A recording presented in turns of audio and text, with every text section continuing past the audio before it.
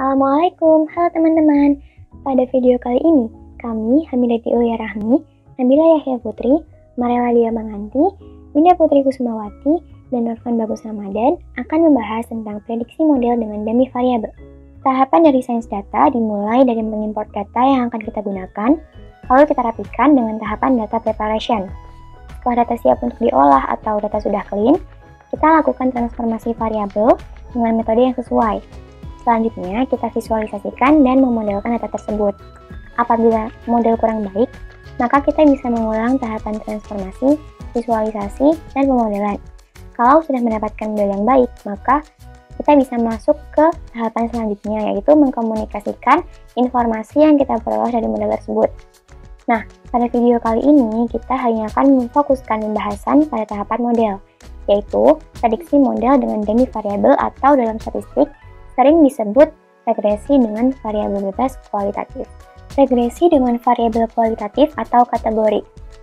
Variabel kuantitatif mengambil nilai pada skala yang terdefinisi dengan baik. Contohnya adalah pendapatan, usia, suhu, dan jumlah aset likuid. Banyak variabel yang menarik dalam bisnis, ekonomi, dan ilmu sosial dan biologi. Tidak hanya kuantitatif, tetapi juga kualitatif. Contoh dari variabel kualitatif adalah jenis kelamin, yaitu laki-laki dan perempuan, status pembelian, yaitu pembelian dan tidak ada pembelian, dan status cacat, yaitu tidak cacat, bagian cacat, dan sepenuhnya cacat.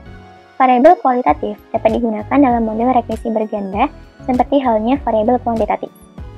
Variabel kualitatif dengan C kategori akan diwakili oleh C-1 variabel dummy yang masing-masing memiliki nilai 0 dan 1. Prediksi model dengan dummy.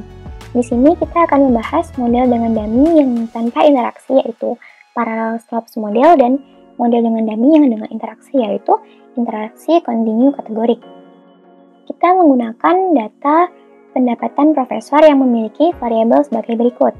Yang pertama, salary, yang merupakan pendapatan profesor dalam dolar. Kemudian rank, yaitu jabatan pekerjaan yang terdiri dari asisten profesor, associate profesor, dan profesor. Kemudian disiplin, yaitu departemen, teori atau terapan. Kemudian YRS since PhD, yaitu lama waktu setelah mendapatkan gelar PhD. Kemudian YRS service, yaitu lama bekerja dalam tahun. Kemudian sex, jenis kelamin, yaitu female atau male.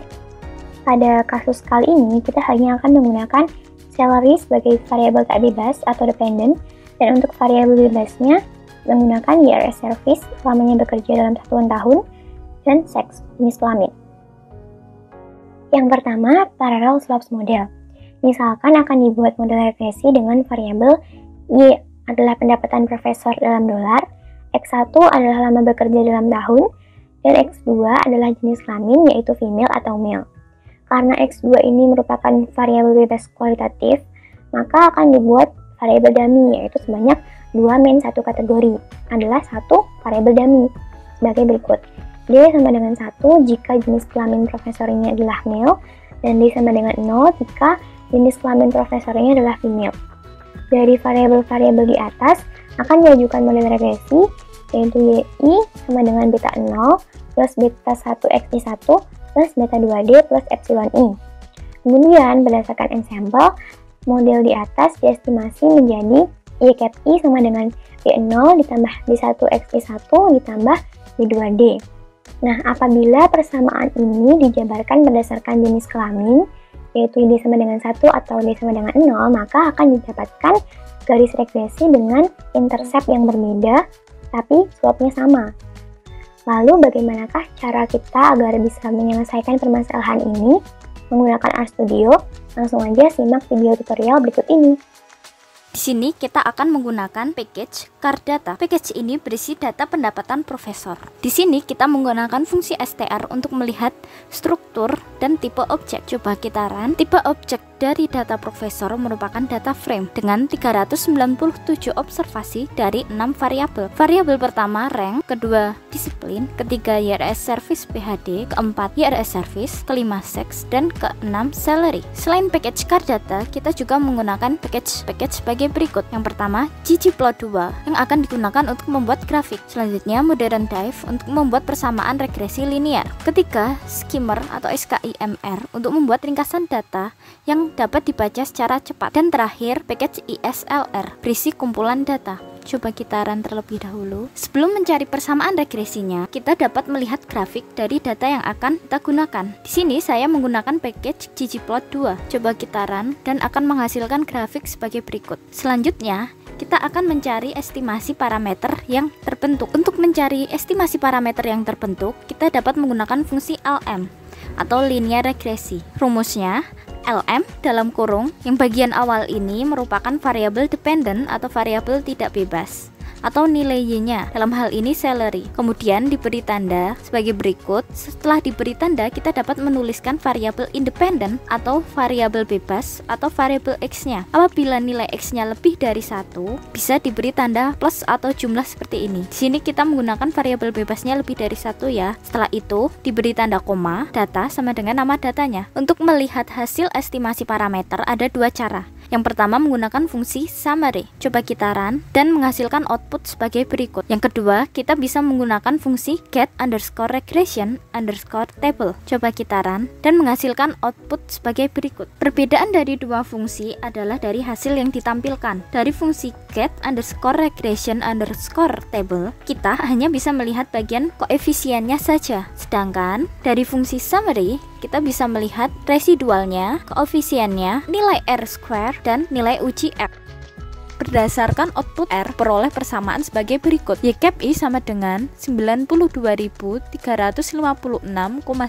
ditambah 747,6 XI1 ditambah 9.071,8D berdasarkan nilai intercept, YRS service, dan 6 mile sebagai berikut. Atau dapat dijabarkan menjadi untuk laki-laki atau D sama dengan 1 menjadi YKPI sama dengan 92.356,9 ditambah 9.071,8 ditambah 747,6 XI1. Sedangkan untuk perempuan atau D sama dengan 0, YKPI sama dengan 92.356,9 ditambah 747,6 XI1. Interpretasinya, B0 atau nilai interceptnya sebesar 92.356,9 atau rata-rata perkiraan pendapatan profesor perempuan dengan lama bekerja 0 tahun adalah 92.356,9 US dollar. Sedangkan nilai B1 sebesar 747,6.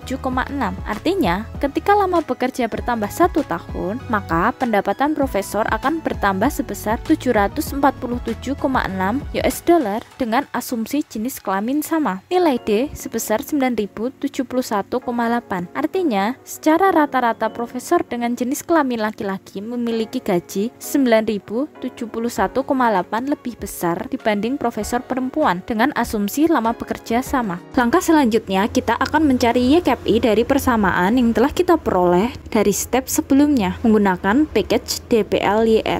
Sintaks yang digunakan adalah YCap_dummy sama dengan salaries tanda pipe select dalam kurung variabel yang digunakan, yakni ada lamanya kerja, jenis kelamin, dan pendapatan profesor. Selanjutnya, tanda pipe lagi, mutate. Mutate ini digunakan untuk menambahkan variabel baru. Di sini kita akan menambahkan variabel salary_bread sama dengan if else dalam kurung jenis kelamin sama dengan pria, koma, lalu masukkan persamaan yang kita peroleh dengan variabel dummy bernilai 1, koma, bukan persamaannya lagi dengan variabel dummy bernilai 0 karena untuk profesor yang berjenis kelamin wanita. Lalu setelah itu, coba kita lihat nilainya, kan terlihat nilai YCap yang ingin kita ketahui. Selanjutnya, kita akan mencari evaluasi model. Package yang digunakan adalah OLSRR. Package ini berfungsi untuk memperoleh beberapa ukuran dari model regresi. Di sini kita akan menggunakan metode All Possible Sample. Dalam metode ini, kita diharuskan untuk memeriksa kombinasi peubah yang dapat dibuat dari X peubah bebas. Keunggulan menggunakan metode ini adalah memungkinkan kita untuk melihat semua kombinasi peubah acak. Sedangkan kelemahannya,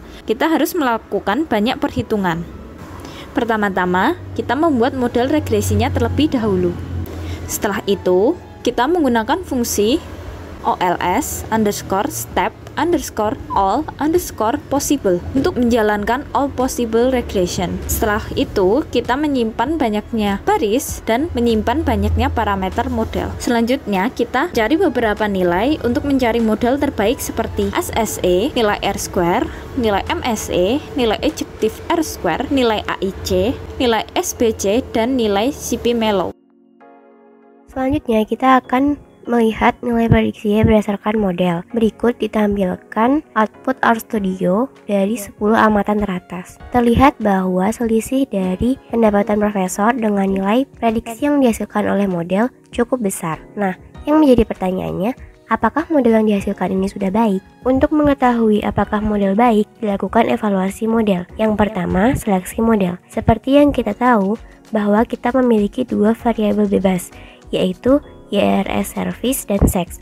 Di sini akan dicari tahu apakah model yang terbaik adalah model dengan satu variabel bebas, yaitu YRS service atau sex, atau model dengan dua variabel bebas, yaitu YRS service dan sex. Berdasarkan tabel output RStudio dapat diketahui bahwa model yang memiliki nilai R-square dan adjusted R-square terbesar, nilai MSE dan AIC terkecil, serta Mellow CP yang mendekati P adalah model yang memuat variabel independen lamanya bekerja atau YRS service dan jenis kelamin atau seks. Oleh karena itu, model terbaik adalah model dengan variabel lamanya bekerja dan jenis kelamin sebagai variabel bebas. Selanjutnya, nilai MSE, R-square, dan adjusted R-square. Dari output RStudio dapat diketahui bahwa nilai MSE yang dihasilkan adalah sebesar 811.587.459. Nilai MSE atau error yang besar ini menyebabkan akurasi yang dihasilkan oleh model rendah. Selain itu, diketahui juga nilai R-square dan adjusted R-square. Namun, karena kita menggunakan regresi dengan lebih dari satu variabel bebas, maka disarankan menggunakan adjusted R-square. Nilai adjusted R-square sebesar 0,115, artinya 11,5% keragaman variabel pendapatan profesor dapat dijelaskan oleh variabel lamanya bekerja dan jenis kelamin, sedangkan sisanya sebesar 88,5% dijelaskan oleh variabel lain di luar model. Oke, langsung aja kita masuk ke pembahasan kita selanjutnya, interaksi kontinu kategorik. Nah, misalkan kita akan membuat model regresi dengan variabel Y adalah pendapatan profesor dalam dolar, X1 adalah lama bekerja dalam tahun, X2 adalah jenis kelamin yaitu female atau male.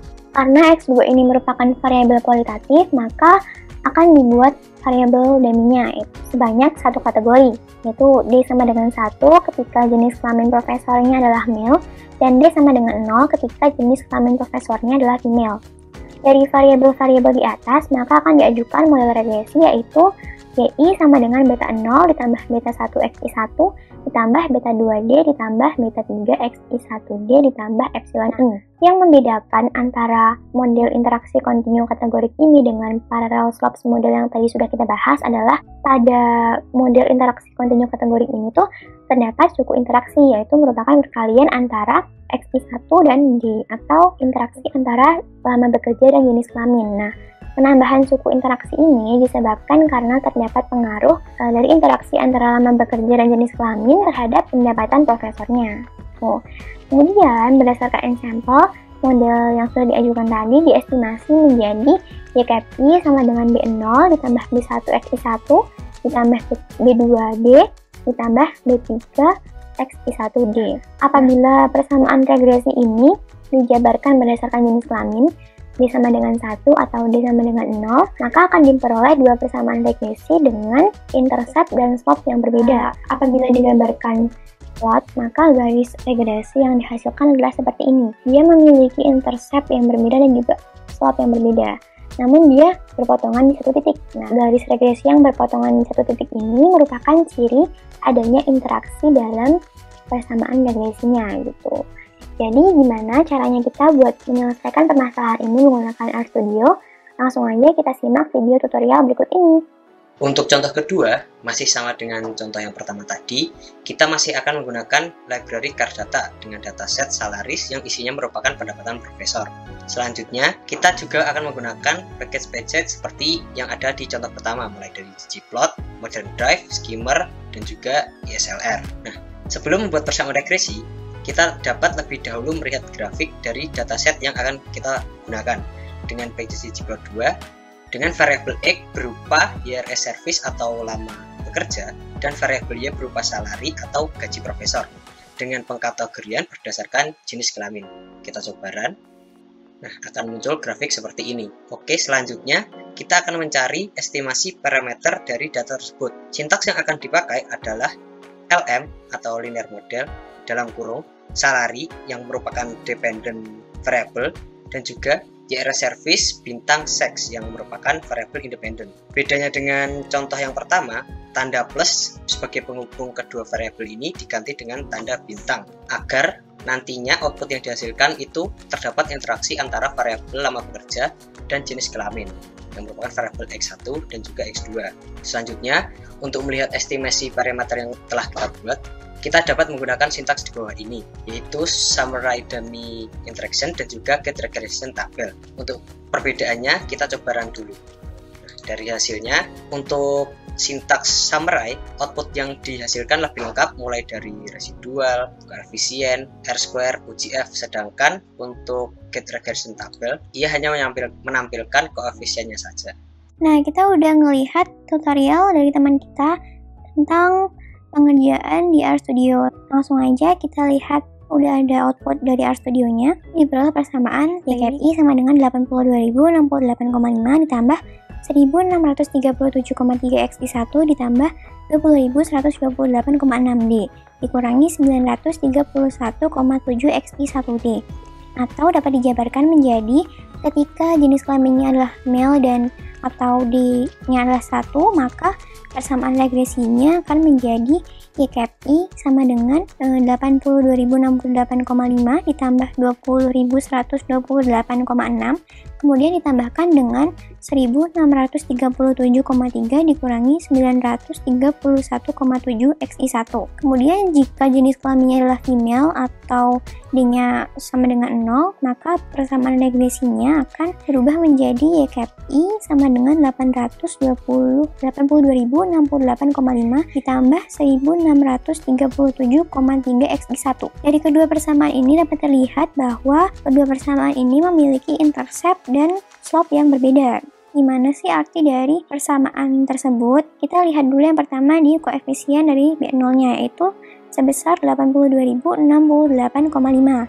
Artinya, rata-rata perkiraan pendapatan profesor perempuan dengan lama bekerja 0 tahun adalah sebesar 82.068,5 dolar. Kemudian ke koefisien B1-nya, yaitu sebesar 1.637,3. Artinya, ketika lama bekerja bertambah 1 tahun, maka pendapatan profesor perempuan akan bertambah sebesar 1.637,3 dolar. Kemudian, koefisien variabel dummy-nya adalah sebesar 20.128,6. Artinya, secara rata-rata, profesor dengan jenis kelamin laki-laki memiliki gaji 20.128,6 dolar lebih besar dibandingkan dengan profesor perempuan dengan asumsi lama bekerjanya adalah 0 tahun. Kemudian koefisien dari suku interaksinya adalah minus 931,7.